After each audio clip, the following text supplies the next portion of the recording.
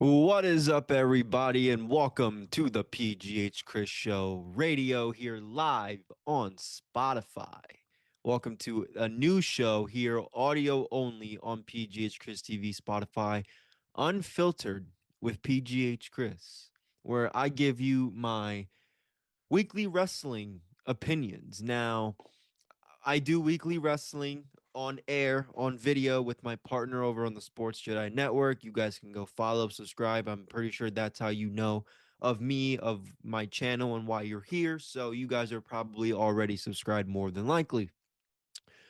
But I figured I'd come on here relatively on a Sunday to kind of give my thoughts here and kind of speak with you guys on what I thought for the week. And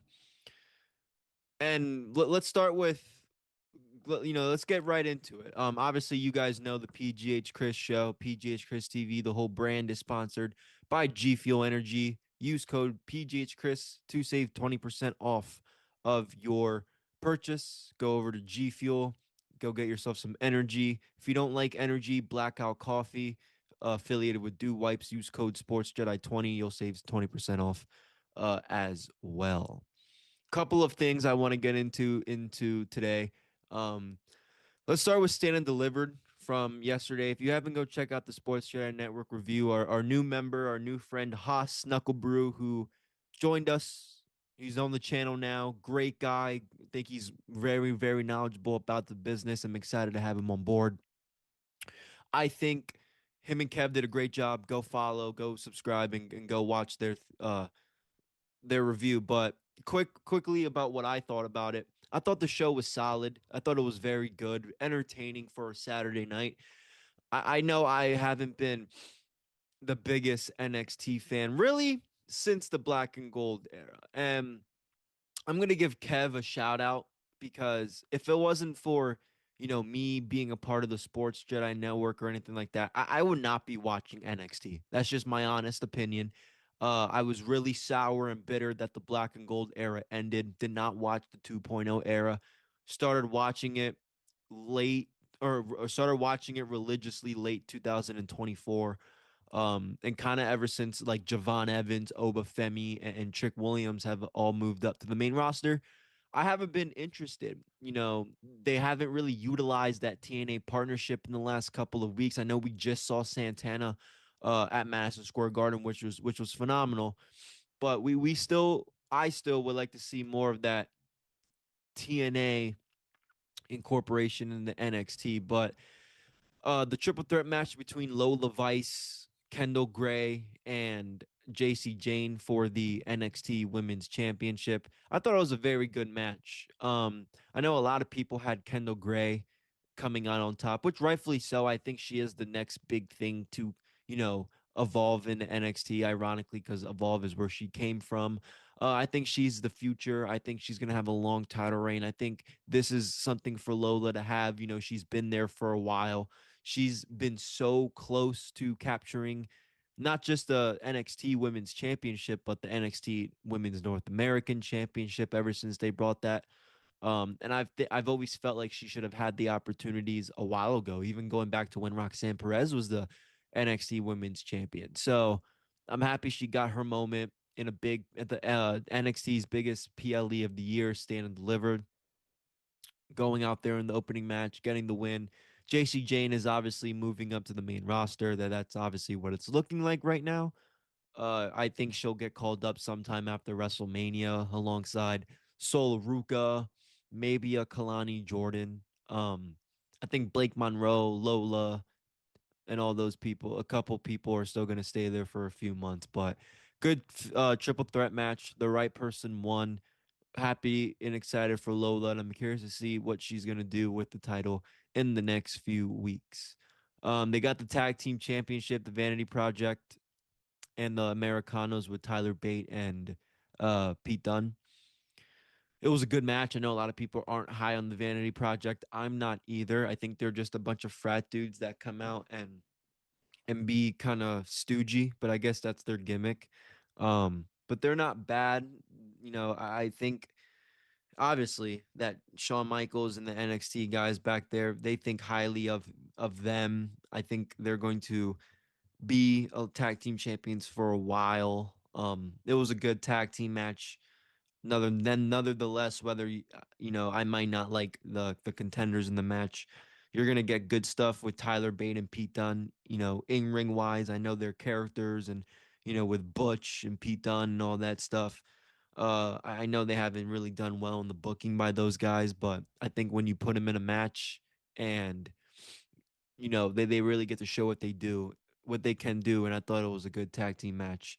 The right tag team won, obviously. Sol Ruka and Zarya. This was again a great example of having a match on the undercard that tells a great story but doesn't need a championship around it. It was a good match. Zarya kicking out of the Soul Snatcher was definitely a whoa moment. Uh, you know, Zarya hit the one outside and then she hit the one in the ring and Zarya kicked out. So Ruka ends up winning the match. It was a lot of back and forth, a lot of false finishes. Really, really good stuff. I think Zarya is also one of those ladies in the future. I think she could take the title from Lola Vice. I know the L kind of hurts her a little bit, but Soul Ruka's legit. Again, I think she's gonna get called up soon. You couldn't have everybody lose with JC Jane losing, so it was a good match. Maybe you could debate the outcome of what it should have been, but nonetheless, it was good. Great match. That's how you tell a story between the ladies in the undercard. And I'm excited to see, curious to see what they're going to do leading up to the next few weeks after WrestleMania and when the call up for Sol Ruka might happen. Johnny Gargano, Miles Bourne, good match. Miles Bourne getting the win was the right thing. I think Johnny Gargano looked good. First time in a long time where he had a match that really he stood out in. It was great seeing him back in NXT and then replaying those takeover packages. I thought that was freaking great. Um, and then you know the main event, triple threat or fatal four way, excuse me. Tony D'Angelo, Joe Hendry, Ethan Page, and Ricky Saints. Tony D'Angelo ends up getting the win. You know, I don't know how excited I am. I do think he was gonna win it because I think you know he's one of the guys that hasn't had the opportunity to really elevate himself. You know, has had the boss mob gimmick. Some people has liked it, some people has. I thought it went somewhere until the Stacks storyline until he kind of went away. I thought that kind of with I thought that storyline took a dramatic turn, but it was what it was. I think it was a good match. We'll see what Tony D'Angelo could do with the NXT heavyweight championship. But other than that, it was a good pay per view for NXT. You could see the positives and the negatives of it not being in Vegas during WrestleMania weekend. I think you see it in the positive of like, okay, you know, Stand and Deliver gets kind of its own weekend. It gets its own um day for it to shine, and people aren't in a hurry to go do WrestleMania activities. On the other hand, you know, they only had 1,000 people. They only had a they only excuse me. Excuse me for the sneezing. Guys, I'm gonna try to edit that out. I apologize for the sneezing. But they only had 1,000 people for their big show. So, you know, I don't know if that raises concern, but you know, if they were in Vegas, they might have gotten 6,000 people, 7,000 people. So, good show by Stand Deliver, good show by NXT. Hopefully, in the next few weeks, their TV shows will pick up and we'll see where it goes from there. Moving on to another topic I want to get into today, and that's celebrities in professional wrestling. Um, we are now seeing a lot of celebrities being involved in this year's WrestleMania. Lil Yachty, Jelly Roll, I Show Speed. I don't understand it. I don't want to see I Show Speed versus Danhausen at WrestleMania. I don't want to see Lil Yachty in the aid of Trick Williams. And I don't want to see Jelly Roll in another one-on-one match. That match he had with Kit Wilson was fucking terrible. I'm not going to defend it. I don't give a shit what anybody says. That was, why would you put that on your television? And I understand it's Jelly Roll. He's a Grammy award winning country singer. I get it. I get it. But I'm a pro wrestling fan. This is WrestleMania season. I don't want to watch that. I don't give a fuck about none of these stupid celebrities. I don't give a fuck about iShowSpeed doing anything. What the fuck is iShowSpeed gonna do inside of a professional wrestling ring? LA Knight appeared on his live stream the other day, and they did this whole stupid shit where LA Knight throws iShowSpeed into his setup in his studio area. And the whole chat is like, who's this? Who's this? Who's this? There was like like a dozen people. Yeah, yeah, LA Knight, yeah. Everybody else, mind you, this guy probably had like over 100,000 fucking people, if close to that. And nobody knew who this guy was. So when people sit here and tell me that, oh, they're doing this because they want the bigger audience and they're trying to, nobody gives a shit. Nobody fucking watches iShowSpeed because they're wrestling fans. No wrestling fan listens to Jelly Roll. No wrestling fans listens to Lil Yachty. If this was West Side Gun, now you'd be talking. This guy has his own wrestling company. This guy has whole albums going back to 2013 dedicated to professional wrestling. But no, we need to have Lil Yachty. And then he goes out on Twitter and says he deserves to be on WWE because it's something that he likes.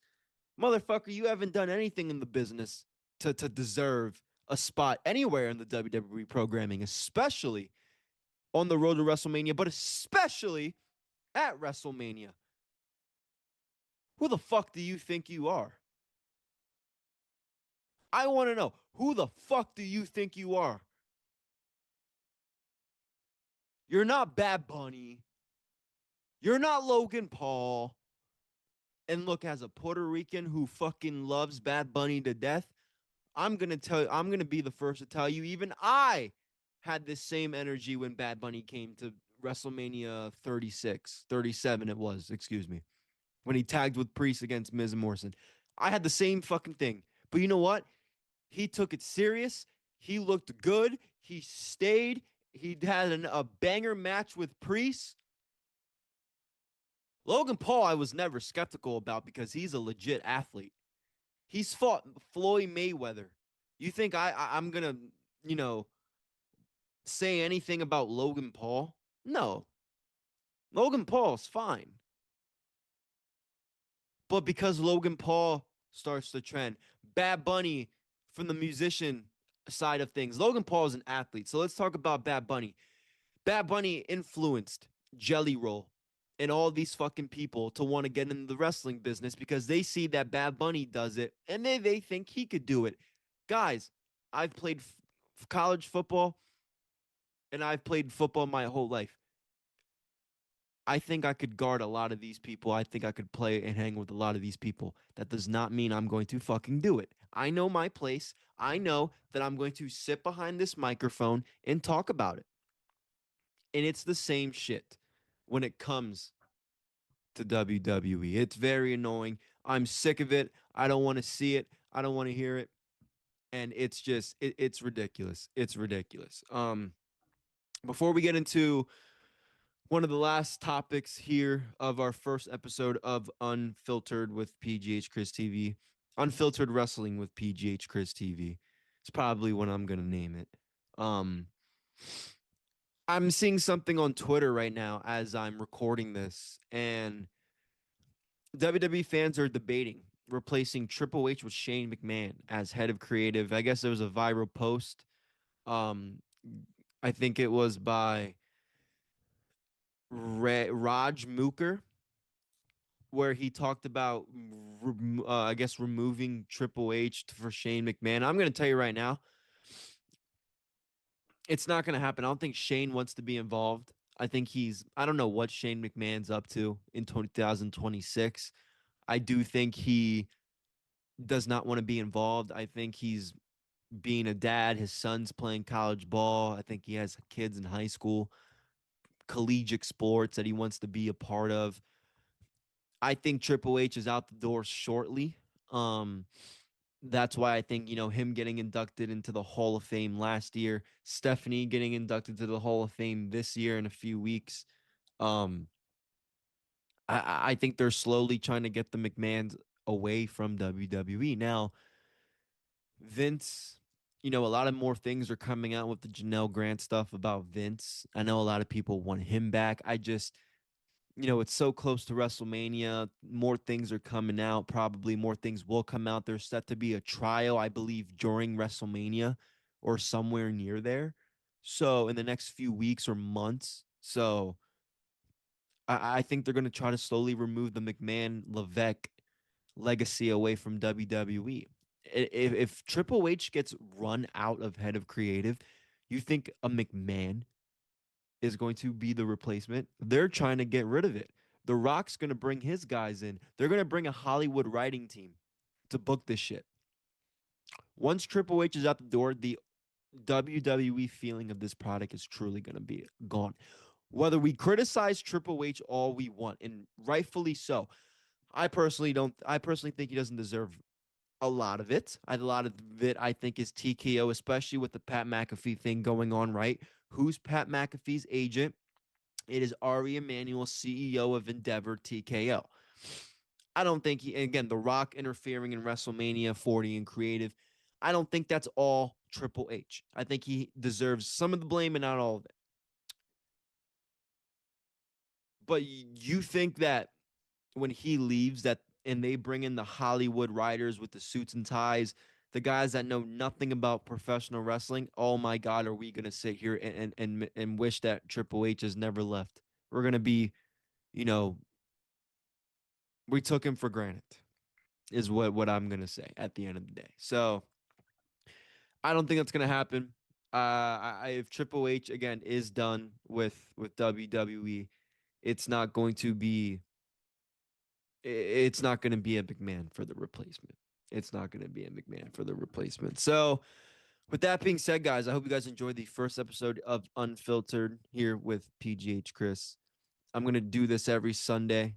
Top stories of the week that I'm interested in. I'll break it down 3 topics here and we'll talk about it. So, with that being said, I will see you guys next one.